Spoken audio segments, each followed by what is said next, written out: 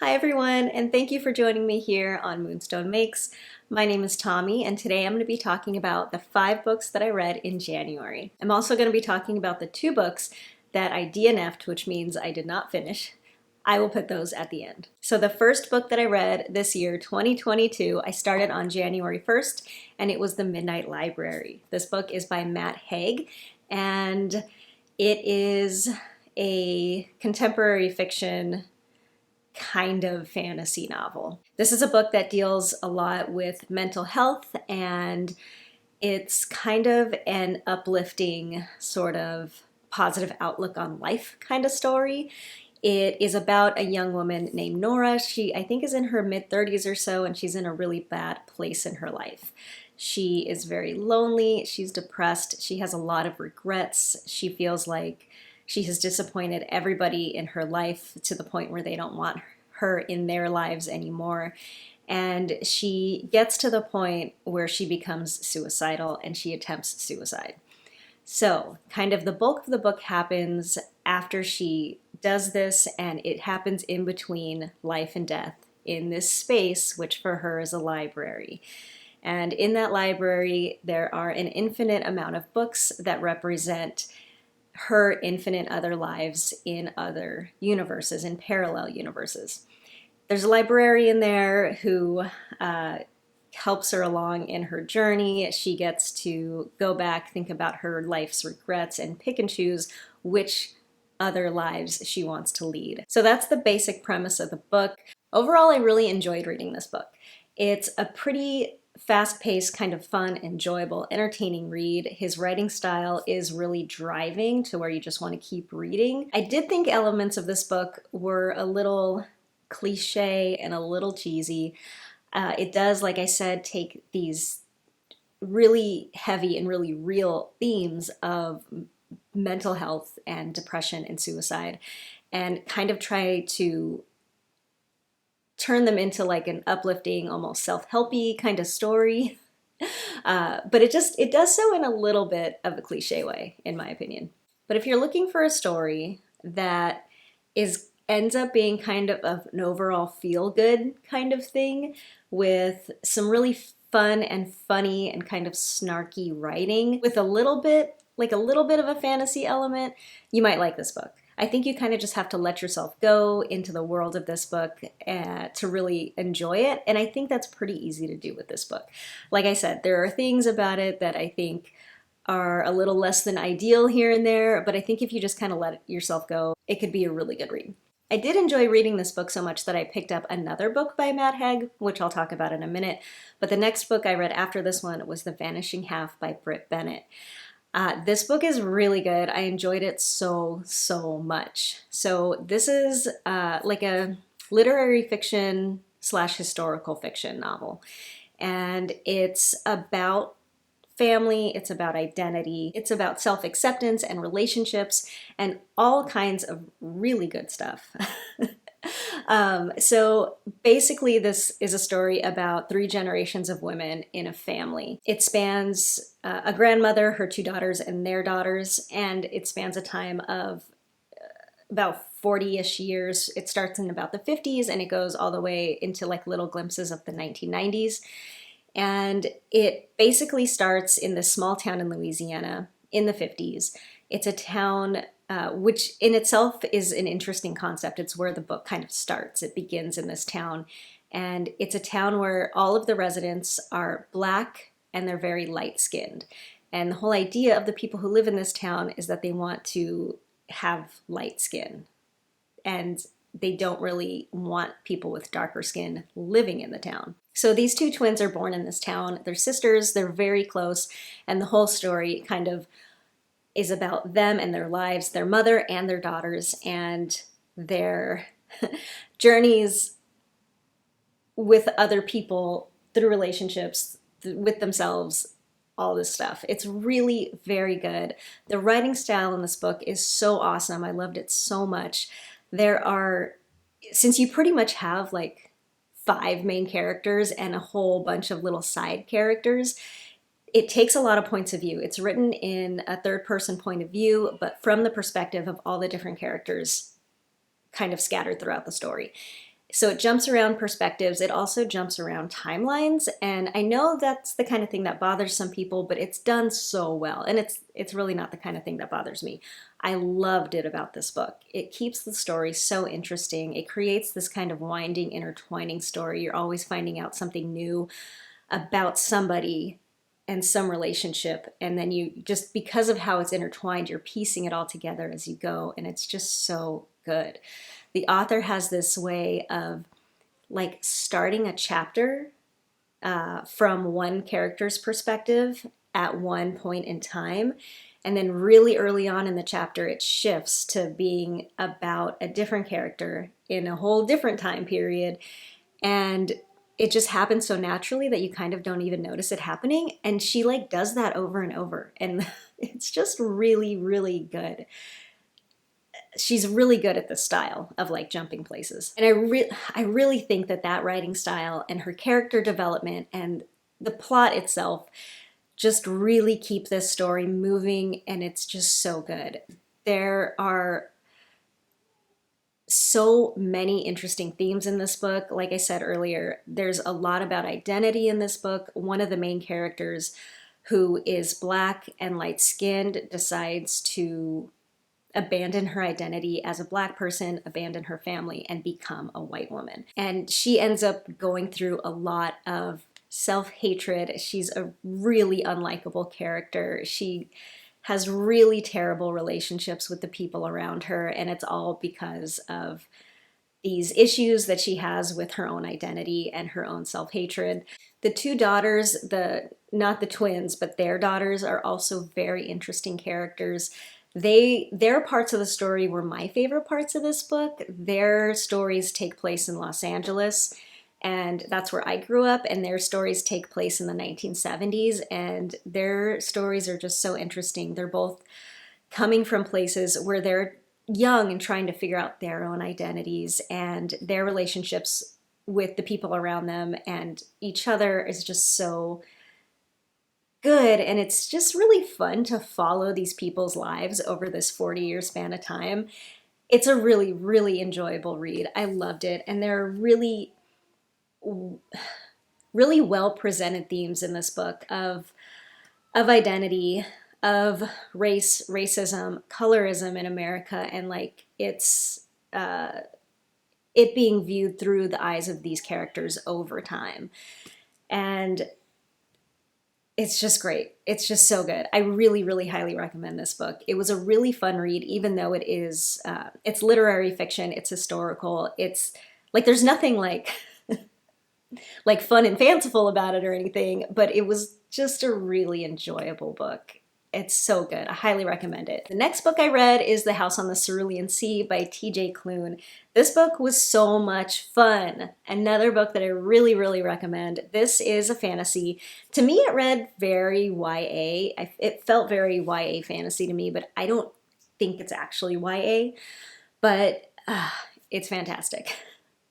It's about a man named Linus Baker, and he lives in a world where there are magical people. These magical people, though, are marginalized, and they are oppressed by the government. As children, magical people are taken from their homes and put into orphanages so that the government can kind of keep an eye on them and keep them oppressed, pretty much. They're not given rights like everybody else, and that's the kind of world that this is taking place in. So Linus Baker works for the government, for like the department that oversees magical people, and for the department that oversees magical children particularly. His job is to inspect orphanages to make sure they are fit to take care of children, and to make sure these children are being treated properly, which means well to him. So he has very good intentions. He really cares about the children in these orphanages, and that is contrasted with the fact that he works and is upholding the system of the oppressor. So it starts with his story and his kind of humdrum life in his government paper pusher job, and then it follows him on his inspection to what is supposed to be like the most dangerous, home, the orphanage that houses the most dangerous magical children that there are. And it just kind of follows him through his visit to this orphanage, and it follows his relationship that he develops with the characters, with the children, with the caretakers of the orphanage. And it's just very charming. It's very cute and fun and charming, and you just kind of like fall in love with everybody. There are, you know, likable characters and unlikable characters, but even the unlikable characters are written in such a like cutesy fun way that it's just all very pleasing to read. It's just a very pleasant book, even as it's exploring themes that are actually really thoughtful, like marginalized people existing in a society where systemic problems are negatively impacting their lives every single day and have been for a long time, and what it actually takes in terms of like actionable things that people can do to start affecting change and stuff like that.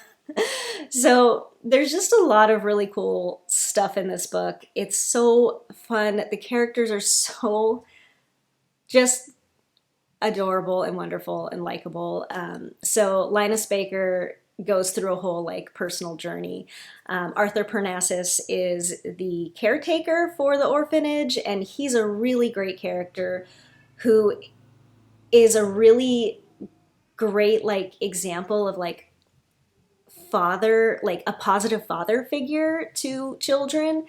The children in the orphanage are main characters in the book as well, and they're just all so wonderful. Kind of the main character of the children is a character named Lucy, which is short for Lucifer. He is the Antichrist. He's the son of the devil. And he's just a wonderful character. He's 6 years old. And it's just a really fun, beautiful, adorable book that I definitely recommend reading. If you're into kind of fantasy in terms of like, you know, magic and, you know, cutesy relationships between like funny, hectic children and their caretakers, that kind of thing. I definitely recommend reading this book. It was really, really good. It's just a fun story, and it's a fun read. The next book I read was my other Matt Haig book called The Humans. I also really enjoyed this book. I liked it a lot better than The Midnight Library. This is about an alien from some other part of the universe who comes to Earth to do something dire. And to do his mission, he needs to act as a human, so he takes over the body of a person who was actually a person with a reputation and a job and a family and everything. And this alien, in taking over this man's body, has to pretty much start from scratch. He knows nothing about human culture, not even the language, nothing. And so it's pretty much a story of this alien living as a human for the first time among humans, and going from, like, starting from a point of like, humans are stupid, this is all BS, and watching him like develop an opinion beyond that. And this book was great. I loved it. It's really fun. It's definitely science fiction, and it's a book that kind of, I think, in Matt Haig's style, it's just like really uplifting and joyous and positive. And while there is a lot of humor and snarkiness and like kind of downturns in it, you know, bad stuff kind of happens here and there, it is all still really like lighthearted and fun, and, you know, just like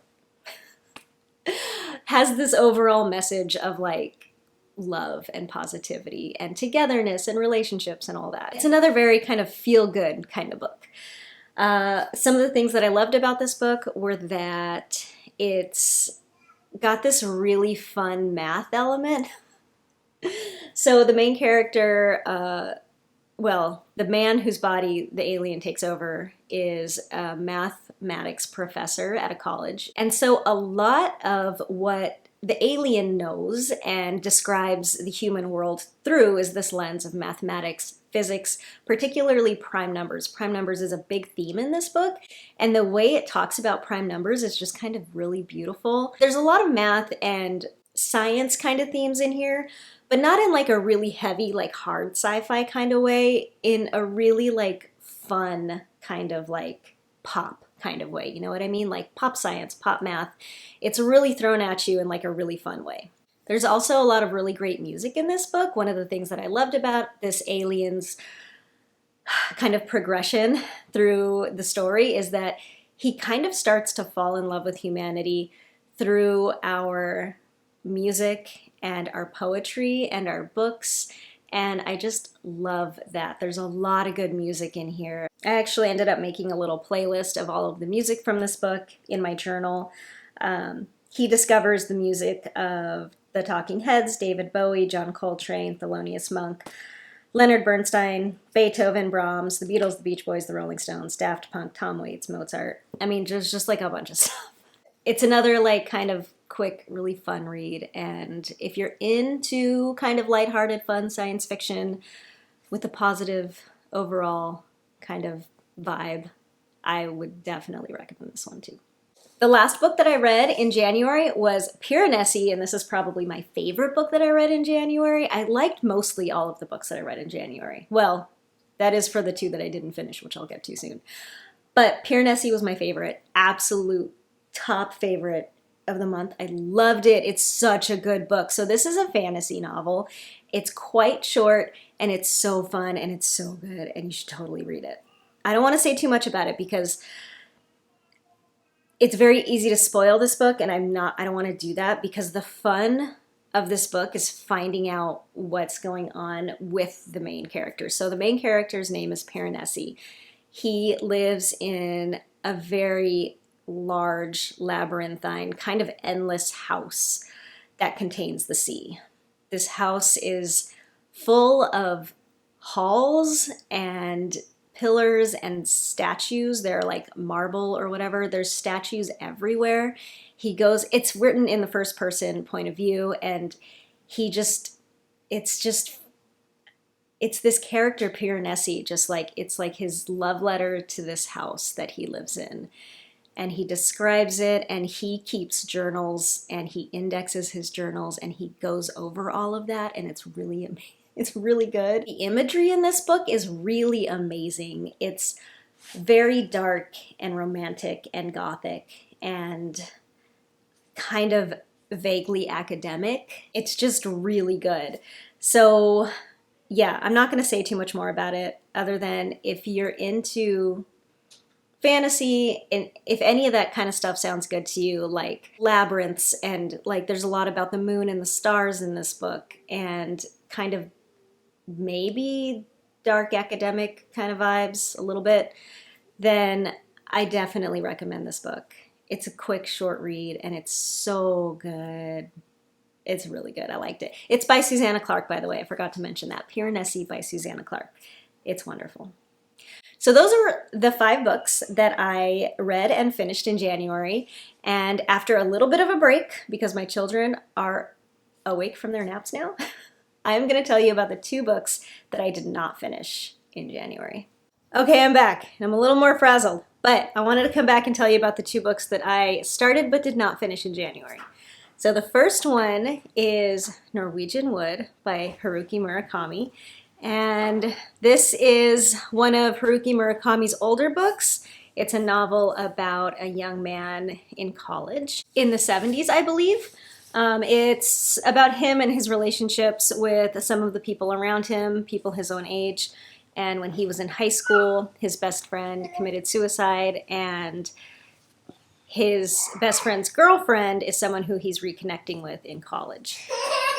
Now, hey Lucy, would you mind going and giving River some more toys? Now, you might know if you've heard me talk about it before, but Haruki Murakami is one of my very favorite authors. And I did not like this book at all. I couldn't even finish it. Now, Haruki Murakami is one of my very favorite authors, like of all time. I love his writing. I love his stories. I love his character development. I love the things that he writes about. I love the feel of his books. I love the imagery in his books. I love so much about his books. There is one thing that I don't like about his books, and it's a theme among most of his books, and it's the way he writes women. It's something I don't like, and it's something I've had to accept and just move past as I read his books. But he writes women in a very one-dimensional way. They're very flat, and they're very shallow as characters. They don't have nearly the character development as his men characters do. And also, so often in his books, the two major ways that he describes women are by their breast size and body type, and also their sex drive. And that's like it. That's like the extent of his women characters in so many of his books. And I don't like that, but like I said, it's something I've been able to just kind of accept and deal with. But Norwegian Wood, for me, was this one thing that I don't like about his writing, all distilled into one book. And I couldn't do it. I did not like it. I just felt like there was so much of it in this book. Also, I don't know, but I felt like the writing in this book was really clunky, which I'm not used to with Murakami. His writing is so good. And I know it's an older book, but the writing in this book was just so clunky. I didn't think it was very good. And I didn't like the writing. I didn't like, I don't know. I didn't like anything about this book at all, which was a bummer. And it was weird because I feel like Norwegian Wood is so many people's favorite Murakami book. And I don't understand that at all. I really don't. I was like, I don't know. I was really kind of blown away that this is so many people's favorite book of his. And I don't understand it. There are so many better Murakami books. Not just better, but way better.